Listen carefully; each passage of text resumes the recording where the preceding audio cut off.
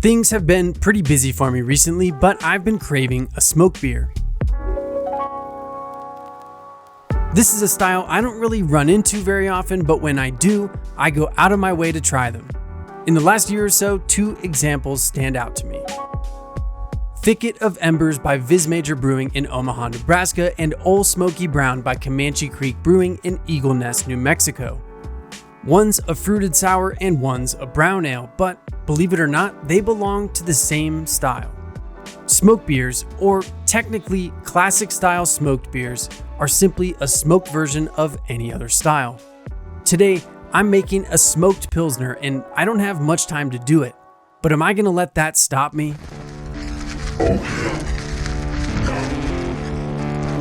To save time, I'm splitting my brew day between 2 days. On the first day, I'll get everything set up, add the grains, and allow them to mash overnight. Then on the second day, I'll just resume the brew day from there. Now, let's make some beer.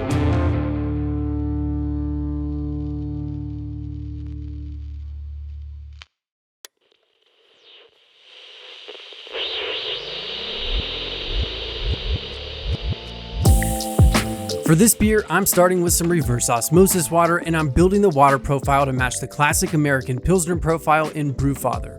This step isn't necessarily required to make good beer, but it definitely helps, especially if you want to make something great. When it comes to smoked malt, there are plenty of options, with the biggest difference being the type of wood used to smoke it. I'm going with beechwood smoked malt from Viking that was sent to me by More Beer. But how much smoke is too much smoke? Because this stuff was smoked at a really low temperature, technically it has the diastatic power to ride solo in this beer, so that's exactly what I'm gonna do.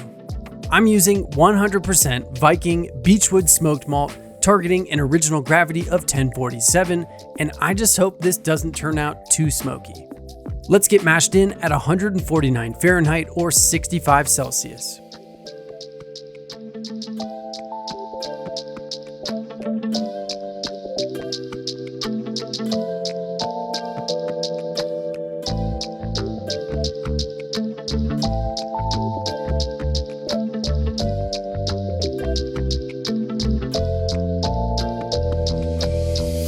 I'll keep stirring until everything is nice and saturated, and then I'll let the grain bed settle for a few minutes before turning on the pump.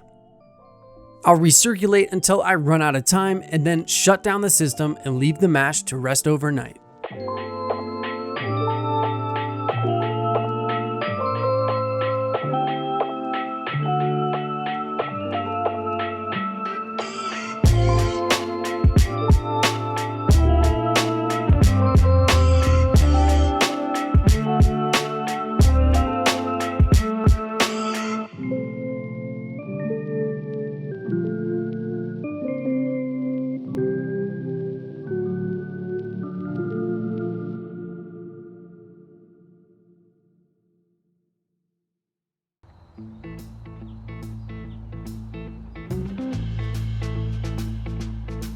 Alright, it's the next morning, the birds are chirping, and I'm recirculating the wort as we make our way back up to 149 Fahrenheit or 65 Celsius. In this case, it seems like the temperature didn't fall very far, but that of course depends on the ambient temperature in the brew house. Now that we're back up to temp, it's time to yank these grains and work our way up to a boil.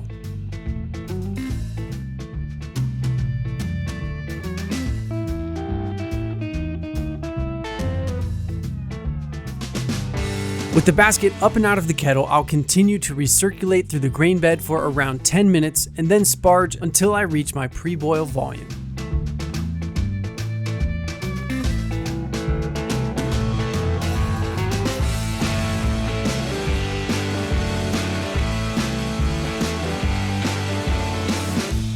We're up to a full boil and it's time for the first hop addition. Here's 20 grams each of Pearl and Saaz, and our 60-minute boil timer starts now.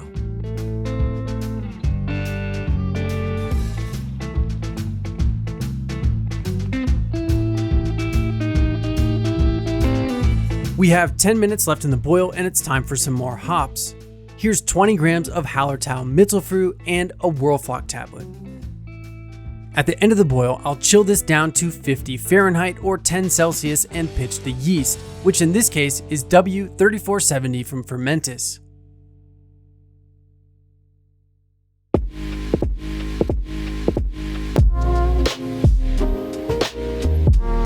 After 5 days at 50 Fahrenheit, I'll slowly increase the temperature until we reach a stable final gravity. After a couple weeks in the tank, I cold crashed for 4 days, transferred to a keg, and tucked it away in the fridge for over a month before carbonating. Now, let's see how it turned out.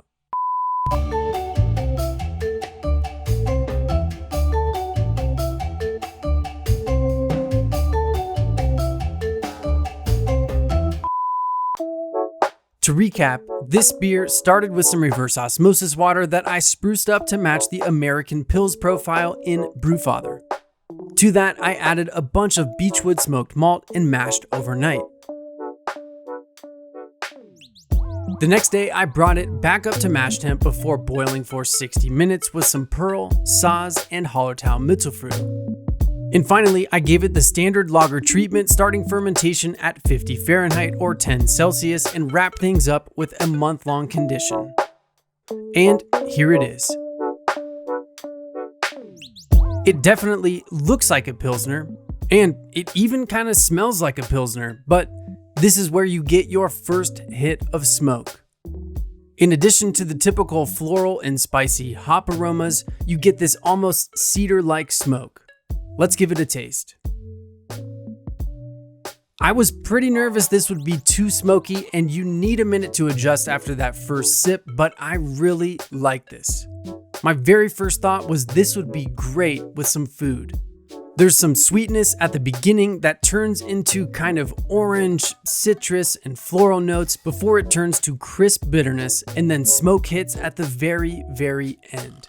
The aftertaste is smoky and bitter and makes me keep going back for more. I want this with like a double-decker smash burger or some kind of classic barbecue, or even some seafood. A couple dozen oysters and a pint of this would be perfect. Guys, this is one of the best beers I've made in a while, and I highly recommend giving it a try.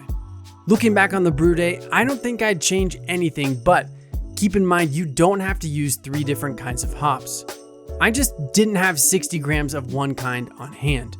You could easily pick one of those and make a smash. 25 IBUs at the beginning of the boil, and then half that weight with 10 minutes remaining. Big shout out to Raul from Hell Brews. If you aren't subscribed to Hell Brews yet, definitely check it out. It's a Spanish homebrew channel, but you can easily follow along with subtitles. My name's Dan, this is Hops and Gnarly. Thanks for hanging out with me today. I'll see you again soon.